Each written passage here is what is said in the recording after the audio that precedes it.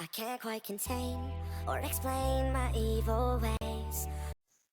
What is up, everybody? Enderheart here with another Gravity Falls fanfiction reading. Back again from a short vacation I had to get ready for school. School starts tomorrow, so I have to hurry and finish up these videos. And then get on with the day. Well, get on with the night. As you can see, the updates video in the description below has everything you will be informed of for the new video. For the schedule and stuff. Another note, just in case you haven't seen it. Gonna tell you straight anyway, in case you don't want to watch it. That's okay. Live stream on Saturday. We doing a live stream on Saturday at 3 p.m. Northern Eastern time, top of the United States. Crap. Oregon, Washington, shit. That's when we'll be doing a live stream, and I got something really good planned for that. But for now, let's get right on to Cipher Secrets. And for some reason, it keeps scrolling down all the way to the bottom of the page. For no reason, this seems to be a short chapter, so this is good because I have to get to bed, and then I have to get to school. Now, I will be doing a vlog in the morning of me going to school and doing shit. Or whatever, probably. I don't know, maybe. Depends on what I'm in the mood for. I gotta get all pampered up. Okay, anyway. Episode 11. Chapter 11. Wow, my throat's already dry. I'm gonna pop the lid off this soda can. Boop, boop, boop, boop, real reference. I drink my pit cola. Oh, god damn it, my friend's gonna call on Skype. Okay. Everything had worked out just fine for Azaf Horth, or at least he thought so. Azaf was lying on his bed with closed eyes, musing about the whole story about Bill's supposed son. His pitch black hair was all messed up. Oh, I thought he had brown hair. See, when you visualize a character, you visualize them wrong unless you get a full description of them. Lily, for instance. Okay. But the whole story about Bill's son. Can I not highlight this? I'm used to Wattpad. His pitch black hair was messed up all over his head, which didn't seem to bother him at all. The preteen still couldn't understand what was happening, or why, but he wanted to solve the mystery as fast as he could, because it intrigued him at the point of making Azaf isolate himself inside his room to think about it. However, wait, is he in the real life? I want to know who he is! I love backstory OC characters! Okay, I am freaking out right now. However, every time he thought... Sorry, I was just outside, and everyone knows what happens when I'm outside. However, every time that he thought about the subject of Bill's son's escape, he would feel a headache, because there were missing pieces of the puzzle. Sighing, he couldn't help but smile at the memories of when he first met Bill and his siblings. They were just scary at first. Somehow, Azaf had gotten used to that.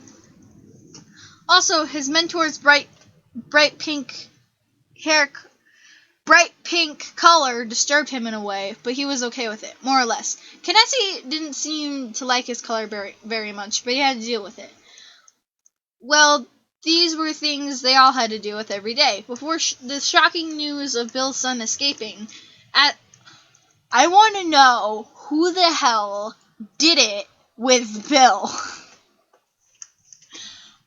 in order to have a fucking Bill's son or whatever. Who got it on with Bill Cipher? Minigame coming up next. Okay. I lost my phone. Azaf didn't think that summer would get this exciting in any way or shape. Yes, he was an apprentice of a demon. My friend just texted me. An apprentice of a demon, and yes, he was fully aware of the dangers of being discovered, but wasn't as exciting as a good mystery. But that's Dipper's thing! Then Azaf turned his attention to the day when he met his mentor. He couldn't remember very well what happened, but he tried to. At least sometimes, oh, dropped my phone. At least sometimes when he, fucking turn on the phone. At least sometimes when he forced his memory to its limit, it worked, and he'd remember some fragments of over how everything happened. However, today would be different. The raven-haired boy relaxed, lying on his bed, and his memories resurfaced in his mind. He didn't fight them. He didn't prevent them from coming, because that would get worse. He simply let his memory do its job, and his vision started to get blurry. A small smile tugged at the corner of his lips as Azaf closed his eyes. Azaf, you brat! Why haven't you cleaned the dishes yet? This is your freaking task! A girl shouted downstairs. Oh, this is in slanted text, so it must be what's inside his head. A girl shouted from downstairs. Azaf growls. It's always his turn. She'll never do anything. Since his mother and foster... Oh, damn. Since his mother and foster father died one day after... Oh, it's so sad. This is so fucking Lily shit.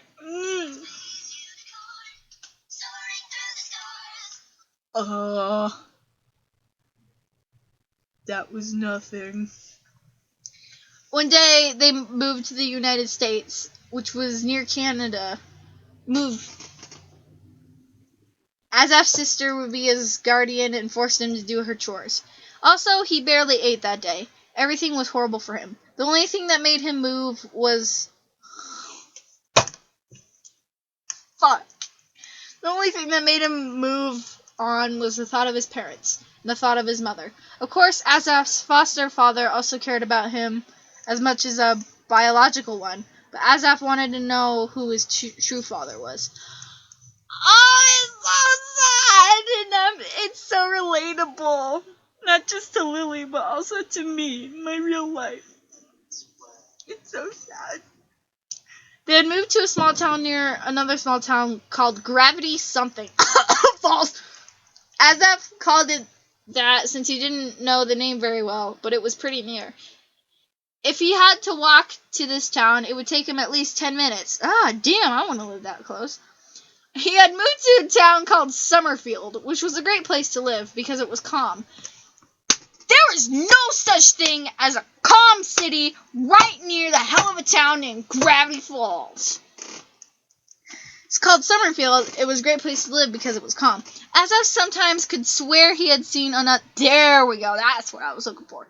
He had seen unnatural creatures, but could have been his imagination or something. It's not like that would bother him. Of course not.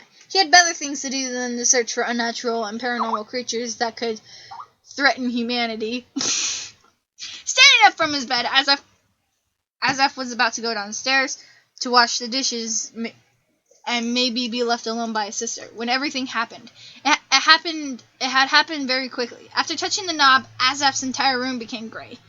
This event was so unnatural and scary that it was hard to believe it was really happening. However, it was, at the same time, intruding. Gray? Azaf narrowed his eyes at the doorknob. I'm just doing my normal voice for the voice actors. I mean for the OCs, because I do not know what their voices is. Sorry if you guys keep hearing notifications, because it's just my fucking phone. Okay, we were supposed to do a video today. Had a date, but yeah. Lying on his bed, trying to... Oh, Gray? Azaf narrowed his eyes at the door, which passed from a golden-colored to gray all of a sudden. Finally, the black-haired boy looked at his own hand. It was not gray. It was normal, like it had always been. Azaf, you're dreaming. Go back to bed. The boy muttered to himself. As he made his way back to his bed, Azaf hadn't had dreams like this one before, and he would recognize them if he had one. Maybe he had fallen asleep while thinking? No, it couldn't be. He wouldn't fall asleep that easily. He wasn't even tired, but that made him wonder, what was truly happening? Lying back in his bed and trying to find a comfortable position, Azaf's green eyes scanned the room one more time, trying to find something unusual. He paid attention to the smallest detail, not wanting to miss something. Anything could indicate that this was a dream, even if it was the scariest or silliest thing. Once he had dreams something like this, and what revealed that it was a dream was a small fairy watching him in the corner of his room. Azaf's eyes stopped on the door once more. Instead of a normal gray doorknob, there was an eye watching him. Gah! The eye blinked, and Azaf yelped as he fell off the bed. That was a surprise. He wanted to know what this dream meant. Maybe the stress was making him imagine things. Yes, that had to be it. It's okay, Azaf. It's just a dream. Nothing's real. Though this pain feels real. Ouch! He said, then gripping his body, which was aching in pain. Nothing seemed to make it stop, though. Someone started to laugh in a mocking tone. Got scared there, kid. Don't worry. Pain is hilarious. Azaf started scanning his room again, just to check if he had let some psycho person from an asylum enter his house. Then the rug under him started to shine until the star in the middle became a triangle. Nice room, kiddo. Wait, a triangle? Wait, a triangle? Nice room, kiddo. Maybe I could use this as my lab later. The black-haired boy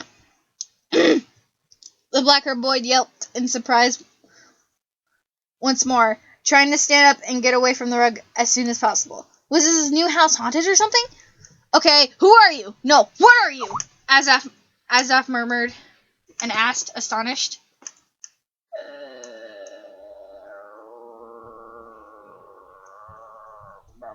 I lost my place. Well, kiddo, I know lots of things. Wait, Bill's the triangle.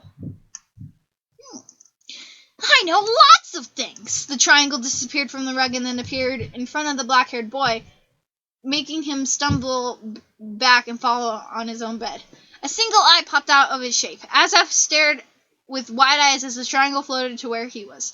Even with the pain in his back, Azaf forced himself to stay a far distance from the triangle, which was even more amused by the human's behavior. Lots of things, the creature finished with a malicious glint in his eye and a low, deep voice. Oh, lots of things. I can't do it. Then started to laugh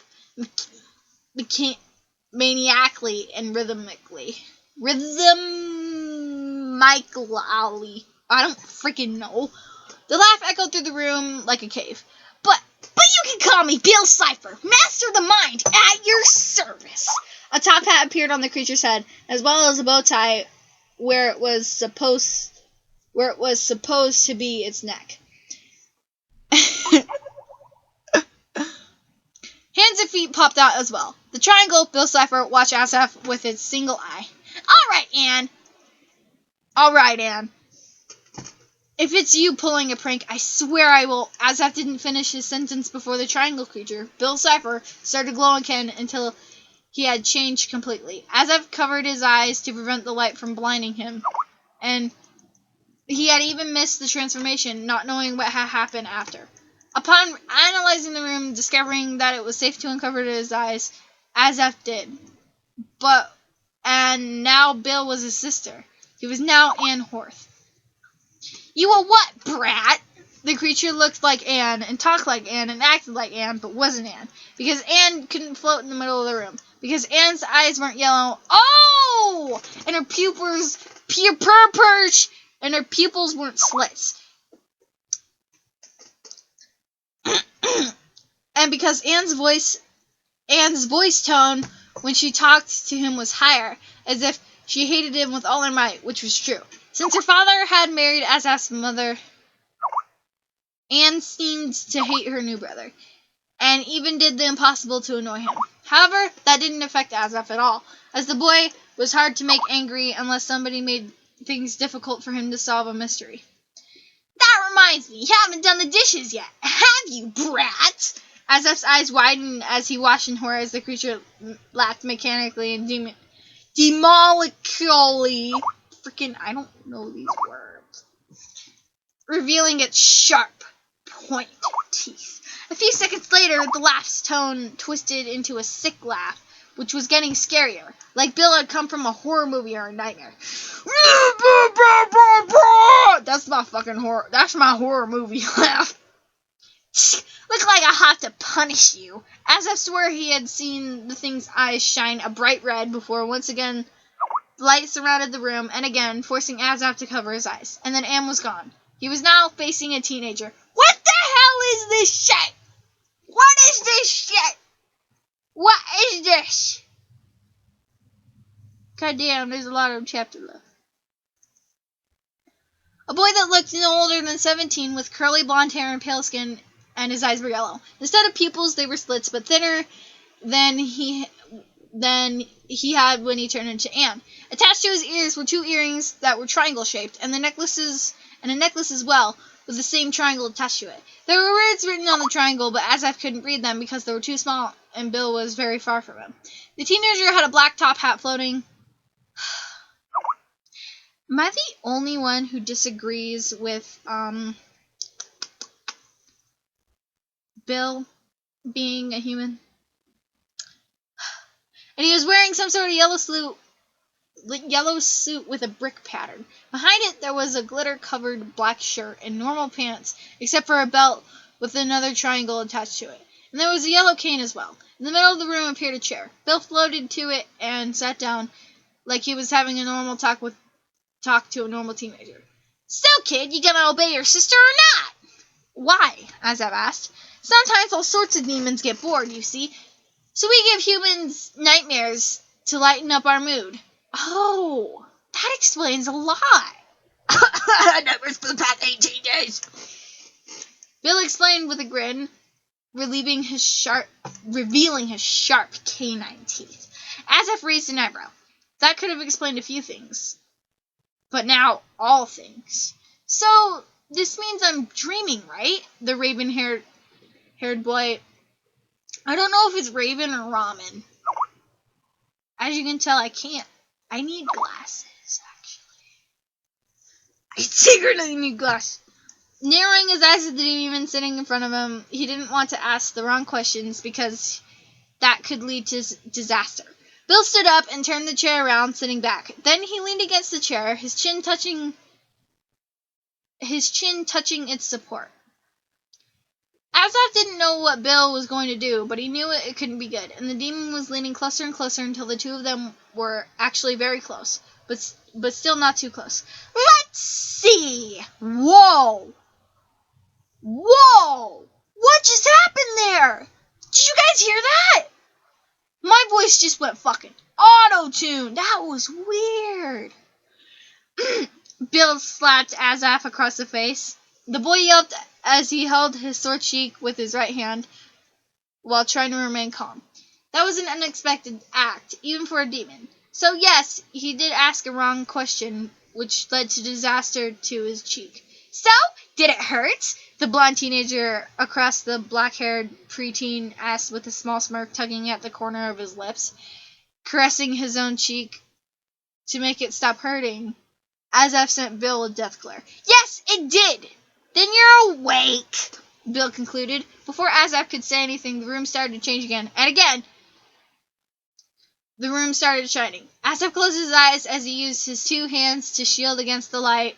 It faded slowly, and that was until 2 people were floating behind Bill Cipher. The first one was same as him, except for having a bright pink color of hair. Eyes, suit and cane. Also, his earrings were such squares instead of triangles. At the pink guy's side, there was a woman with the same hairstyle, but long enough to reach her back. Like the other 2 men in the room, she had spiky hair and a light blue color, and was wearing the same suit, but for a woman in a cyan color. Her jewelry was circle-shaped. Her cane was cyan as well. For a woman, she looked like a child, to say at least. Though she was still tall, she was as tall as the pink-haired man at her side. Well, there you are, the woman said. We leave you alone for 2 months and you're already leading humanity to chaos. We should have taken you to the council as well, she said as she crossed her arms. Azaf was right about his conclusion. She was an adult. Maybe it could have been the mass in her chest that indicated breasts, or the deep voice tone, but he felt a responsible glint in her eyes. The pink-haired man said nothing, just observed carefully. He seemed ready to make a move when needed, due to the grip on his pink cane. You know very well I'm never stepping on that shitty place ever again, Bill said, infuriated as he kept his back turned to the other two people floating in the air. Azap blinked, confused. His voice tone had changed to a cheerful yet scary yet scarier than before. The raven-haired boy wanted to say something, but decided to keep his mouth shut for his life's sake. This seemed like a personal talk, and Azaf felt the need of leaving them alone. You know that was for your own sake. Killing my son won't do any good! Bill exploded, his clothes becoming as red as blood, as well as his eyes. The teenager-looking creature stood up to face the other two people in the room. Azaf knew that now he wasn't facing Bill Cipher anymore. He was facing the devil, or something like the devil, because that creature was definitely like the devil. Red clothes, a maniac, a crazy glint in his eyes, as well as blue flames from his hands, indicating that he wasn't happy. Azaf stumbled back to his own bed, all of his previous worries gone. Don't you think I wanted that? Do you think someone would be happy seeing his own son die in front of him? Bill shouted in a demonic voice that seemed to have echoed through the entire town. He soon lowered his head, trying to hide the tears brimming in the corner of his eyes. Oh, poor Bill.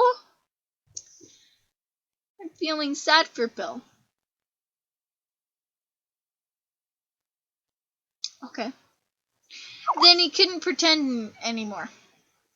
He wasn't happy. He wanted to cry his eyes out. This is so sad. Or punch someone to death. He had to be strong. He couldn't handle the pain in his chest that grew wider every day. He couldn't support his loss, his two losses.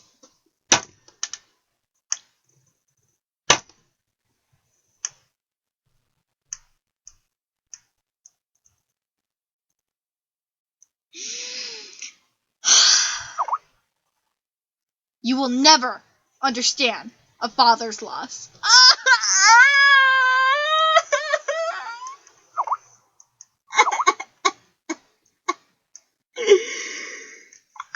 it's so sad.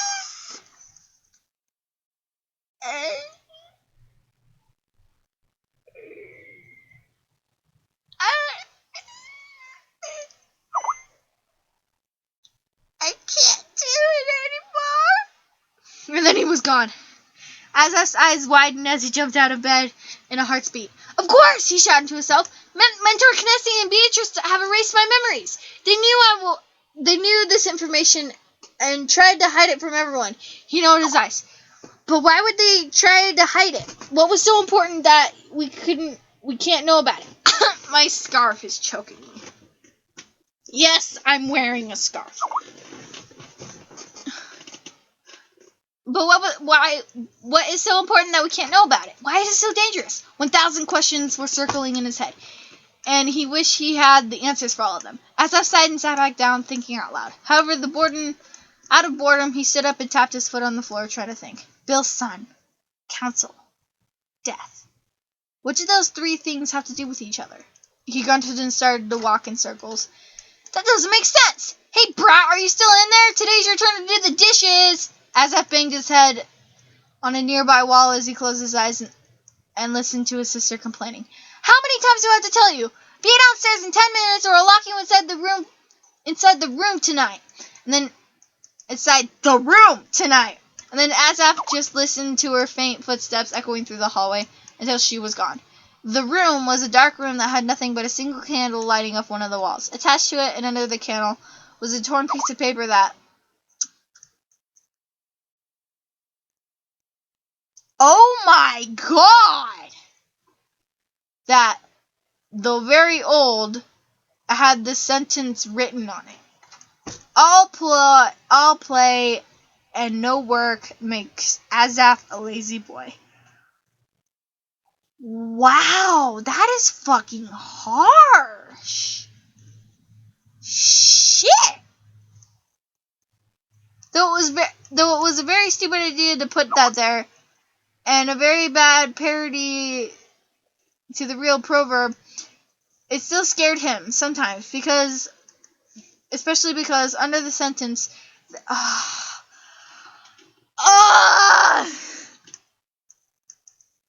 wow, holy shit. There was an X with something red, and every time Azaf looked at this X, he thought of blood, though Anne said she had never written an X on the paper, much less with blood. Unsolved mysteries and unknown codes. Azaf smirked. Sounds like another small mystery for Detective Azaf. Holy shit, this just got good! Well, of course it was already good, but damn! Well, that's it for this video. I hope you see you all in the next video. Ender out!